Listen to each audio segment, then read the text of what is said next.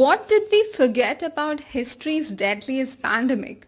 We have been here before, finding similarities between Spanish flu and COVID-19. We will get that spooky deja vu experience thinking about the common social behaviors that were displayed in 1918 and now again in 2020. The sad part of this story is that since the two pandemics have cultivated similar social behaviors, these parallels still don't reveal how this current pandemic one will end. In the case of the Spanish flu, it was only after three waves, that is spanning over a 2-year period, that the flu had run its course, either killing millions of vulnerable people or sparing those that were immune. A flu vaccine wouldn't be developed until decades later in the 1940s. Hopefully, COVID-19 experiences a better fate. When it comes to COVID-19 cases and deaths, the US tops the global charts with more than 4 million reported cases and more than 140,000 confirmed casualties. With the Trump administration offering no unified federal response or guidance to control the pandemic, state and local officials have been given the impossible task of not only keeping their communities safe, but also managing overloaded healthcare systems and reviving their economy. This is the case with some other countries too. More than a century ago, the deadliest pandemic in history killed an estimated 50 million people globally, among them 675,000 Americans. In some ways, the Spanish flu, that is the H1N1 influenza, and COVID-19 were very much alike. Both were deadly and contagious respiratory illnesses transmitted via respiratory droplets and contaminated surfaces, shared similar symptoms, and most importantly, both quickly destroyed the world without a cure or vaccine. Do you know what stands out more than these similarities? It is the common social behaviors and attitudes displayed by people globally then and now.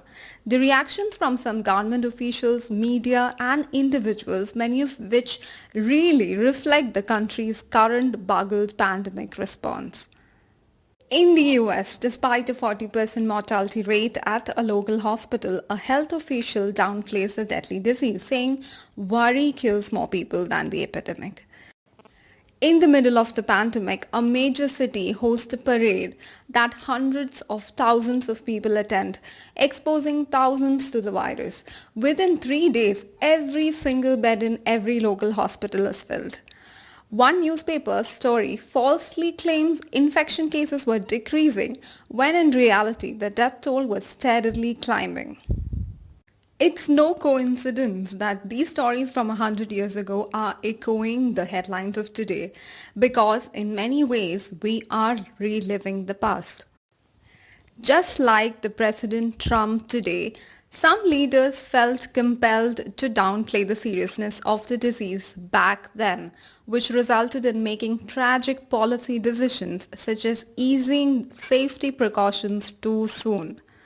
Although back in 1918, officials misled the public in an effort to keep morale high, especially during World War I.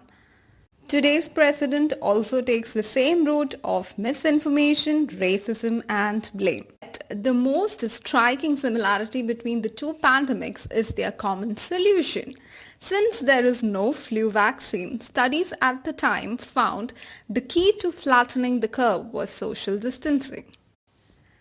An analysis of death rates in US cities showed that fatalities were 50% lower in cities which implemented prevention measures such as mandatory lockdowns, quarantines, mask wearing and social distancing rules early on compared to those that introduced them too late or not at all.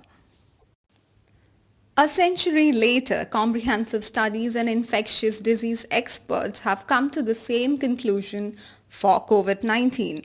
Despite these findings, just as today, there were those who ignored or defied public health concerns. Did you know that even anti-maskers have been around for the ages? Back in 1919, the Anti-Mask League, a group of about 4,000 people, held a rally in San Francisco to protest a mask mandate the city had implemented to curb flu spread.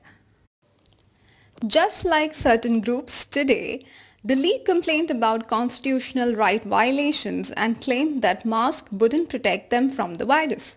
In this case, the latter was actually true, since gauze masks, which were the norm then, didn't do much to protect against virus particles. Still, at the time, masks were seen as a symbol of responsibility and patriotism, which the group apparently rejected. The story of these two pandemics does surface one important psychology lesson. And what is that? We are doomed to repeat the mistakes of the past, which means the next time a pandemic comes around, we are likely to be feeling a bit of deja vu. Thanks for watching. Do share, like and subscribe to my channel if you enjoyed the video.